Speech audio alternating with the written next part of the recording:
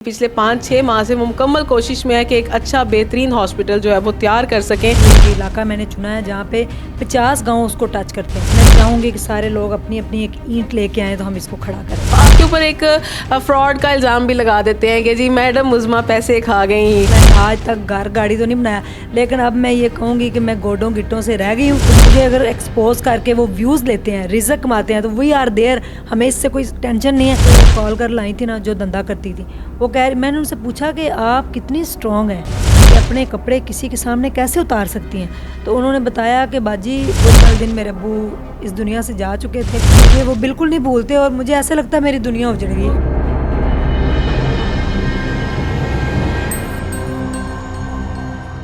MYK news की videos देखने के लिए हमारा चैनल सब्सक्राइब कीजिए और बेल आइकॉन को क्लिक कीजिए ताकि आप हमारी आने वाली वीडियो से बाखबर रह सकें।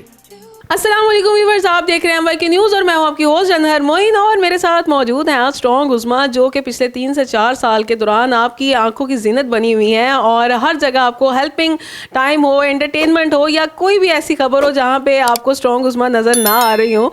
तो अभी जो आज का हमारा शो का मकसद वो ये है कि ये माशाल्लाह एक हॉस्पिटल तैयार करने जा रही हैं और उस हॉस्पिटल के लिए इनको एक ज़मीन जो है वो डोनेट हुई और उसके बाद से इन्होंने अपनी कमर बांध ली। पिछले 5-6 माह से वो मुकम्मल कोशिश में है कि एक अच्छा बेहतरीन हॉस्पिटल जो है वो तैयार कर सकें फ्री ऑफ कॉस्ट उन लोगों के लिए जो कि तिबी सहूलियात से जो है वो उन तक नहीं आसानी से पहुंच पाती हैं। मज़ीद तफसीलात मैम से ही जानते हैं। अस्सलाम वालेकुम। वालेकुम अस्सलाम। क्या हाल है आपका? अल्लाह का एहसान है। अच्छा, सबसे पहले बताइए कि हॉस्पिटल किस जगह पे तैयार हो रहा है? ये हॉस्पिटल जो है ये फूल नगर है, बाई फेरू का इलाका है, बुल्ले शाह रोड पे, वहाँ बनने जा रहा है। अच्छा, लाहौर से इतनी दूर ज़मीन आपको वहाँ डोनेट हुई, आपने खुद वहाँ ली है? हमने खुद वहाँ पे ली, क्योंकि लाहौर में तो आप देखें तो हर दूसरी गली में एक क्लिनिक है, एक प्राइवेट हॉस्पिटल है। लेकिन मैंने टारगेट जो किया है वो इस तरह का, ये एक इलाका मैंने चुना है जहाँ पे 50 गांव उसको टच करते हैं और वहाँ पे ज़चगी के दौरान औरतों की डेथ हो जाती है, क्योंकि वहाँ पे कोई हॉस्पिटल नहीं है और अगर कोई प्राइवेट क्लिनिक हैं तो बड़ी भारी वो भरकम फ़ीस मांगते हैं और फिर रेफ़र करते हैं लाहौर को। ना कोई नर्सरी का सिस्टम है बच्चों का, तो माएँ रास्ते में दम तोड़ जाती हैं। तो मैंने कहा लाहौर में तो है हॉस्पिटल, मेरा लाहौर में हॉस्पिटल बनाने का क्या फ़ायदा है। हर दूसरे बंदे ने यहाँ पे प्राइवेट हॉस्पिटल बना रखा है गवर्नमेंट के जी बिल्कुल। तो हमें गांव की तरफ जाना चाहिए जहाँ पे लोगों को इतनी अवेयरनेस भी नहीं है। लोग जो हैं वो दाइयों माइयों के चक्कर में कीमती माँ जो होती है उसको मार देते हैं। अच्छा, आप काफ़ी जगह ट्रैवल करती रहती हैं, सिटी टू सिटी जाती हैं, तो इसी दौरान आपको ये इस सारी बात का आइडिया हुआ था कि इस जगह पे ये इश्यूज़ हैं? नहीं, मैं ना जब मुझे डॉक्टर अतिया साहिबा ने प्लॉट गिफ्ट किया है ना, तो उन्होंने मुझे कुंजा है गुजरात के पास, वहाँ प्लॉट दिया था कि आप यहाँ पे कोई शेल्टर होम या हॉस्पिटल बना लें। लेकिन मैंने देखा कि गुजरात और जेलम और ये इस साइड के लोग सारे आउट ऑफ कंट्री में हैं, तो वो अमीर लोग हैं, वहाँ पे इतनी कोई ज़रूरत नहीं है। तो मैंने कहा डॉक्टर साहब आप ना कहते हैं लाहौर, मैंने कहा लाहौर में नहीं। फिर मैं इधर मेरा पत्तोकी में सिलाई स्कूल है, तो मैं वहाँ पे जा रही थी, तो मेरे जो एडिटर हैं वकास भाई, उन्होंने मुझे बताया कि बाजी इस जगह पर अगर आप देखें तो यहाँ पे बड़ी ज़रूरत है हॉस्पिटल की। तो फिर हमने देखा तो वहाँ पे हमें वो जगह अच्छी लगी। और खुशी की बात यह है कि क्रिकेटर जो फ़हीम अशरफ है ना, उसके भाई की ये सोसाइटी है और उन्होंने हमें 1 लाख रुपये पर मरला ज़मीन सस्ती दी है। जी, उन्होंने भी डोनेट यानी कि अपनी डोनेशन उन्होंने डाल दी अंदर कि उन्होंने हमें ज़मीन सस्ती दी। 1 लाख रुपये उन्होंने कम किया है 1 मरले में से। तो हमने वहाँ ये है एक कनाल और 5 मरले जगह है, 25 मरले पे मुश्तमिल है ये। तो इंशाल्लाह इसकी बोरिंग जो है वो कल से स्टार्ट हो गई है, तो बोर हो रहा है। और उसके बाद ईद के बाद इंशाल्लाह मैं चाहूँगी कि सारे लोग अपनी अपनी एक ईंट लेके आएँ तो हम इसको खड़ा करें इंशाल्लाह। ज़बरदस्त। वाकई हम जितनी आवाम है, बेसिकली हम पाकिस्तानी आवाम इतनी करोड़ों में है, अगर हम एक एक ईंट भी डोनेट करना शुरू करें तो वाकई 25 मरले का हॉस्पिटल कोई मीनिंग नहीं रखता, बल्कि वो तो 2-3 मंजिला बन जाएगा और बड़ा खूबसूरत बन जाएगा। ठीक है। अच्छा मैम, बहुत सारे लोग, आप काफ़ी अरसे से काम कर रही हैं, फलाही काम कर रही हैं, तो आपके ऊपर एक फ्रॉड का इल्ज़ाम भी लगा देते हैं कि जी मैडम मुज़मा पैसे खा गई, इन्होंने तो घर गाड़ियाँ बना ली। आज तक मुझे तो वो घर गाड़ियाँ नज़र नहीं आई। वो आपने किस इलाके में रखी हुई है?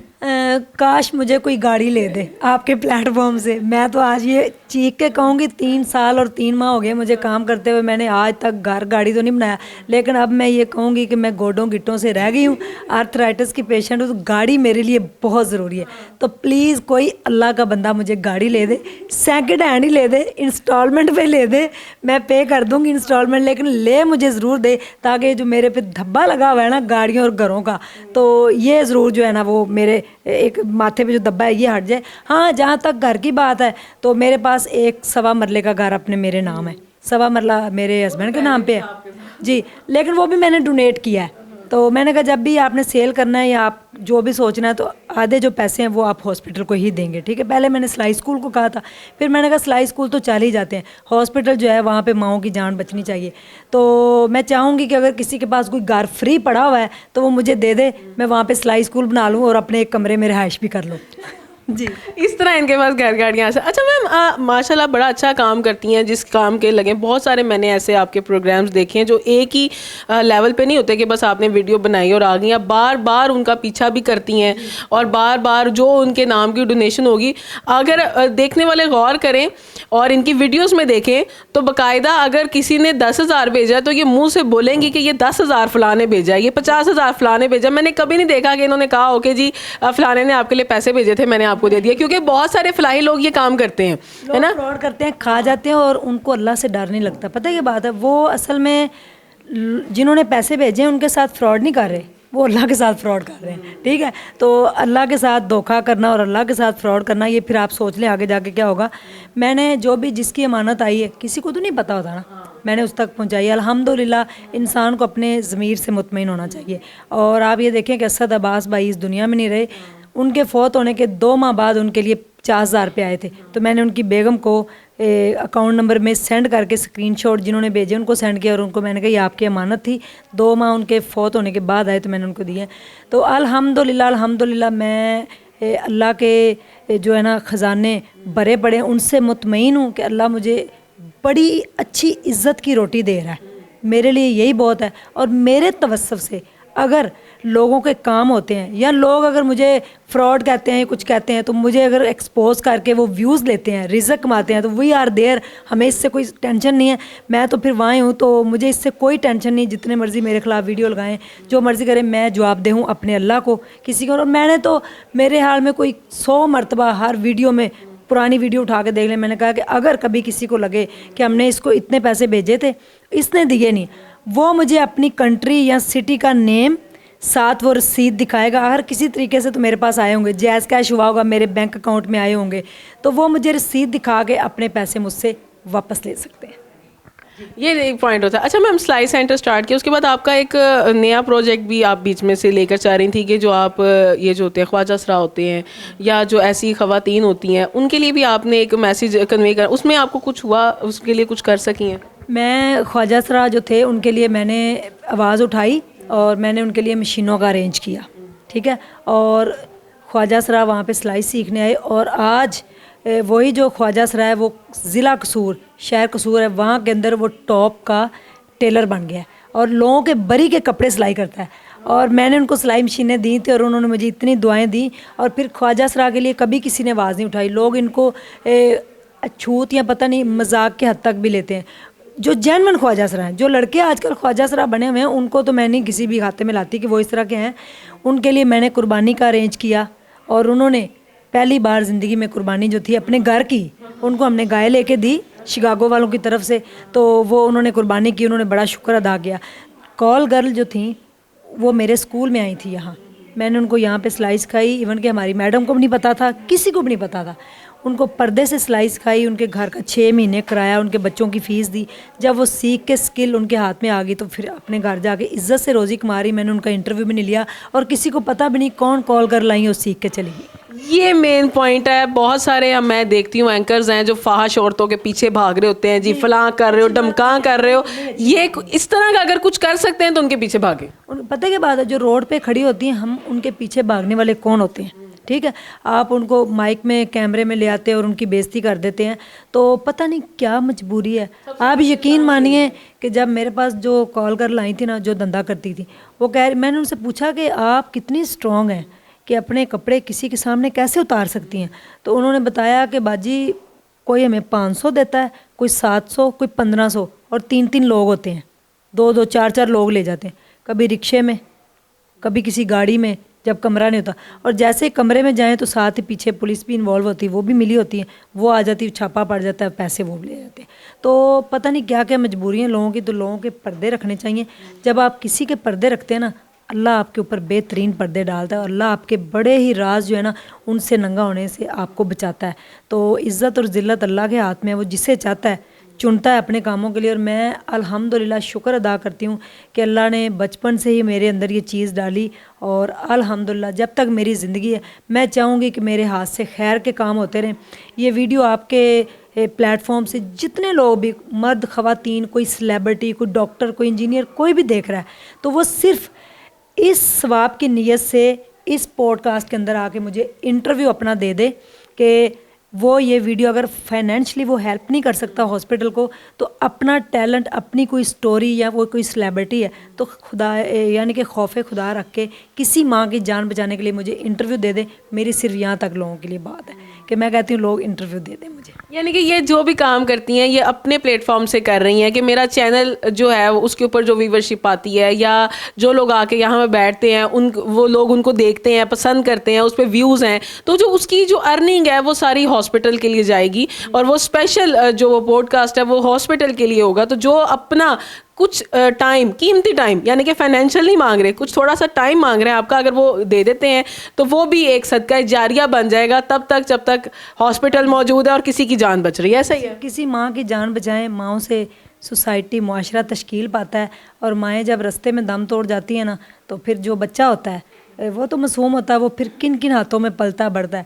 تو ماؤں کی جان بڑی قیمتی ہے, اور میں کہتی ہوں کہ جو ماں باپ ہوتے ہیں نا وہ آپ کے لیے انمول تحفہ ہوتے ہیں. اور آج آپ ایسے ٹائم پہ آئی ہیں, آج میرے ابو کو پورے 3 ماہ ہوئے ہیں اس دنیا سے گئے ہوئے, اور آج 3 ہی تاریخ ہے اور بدھ والا ہی دن ہے.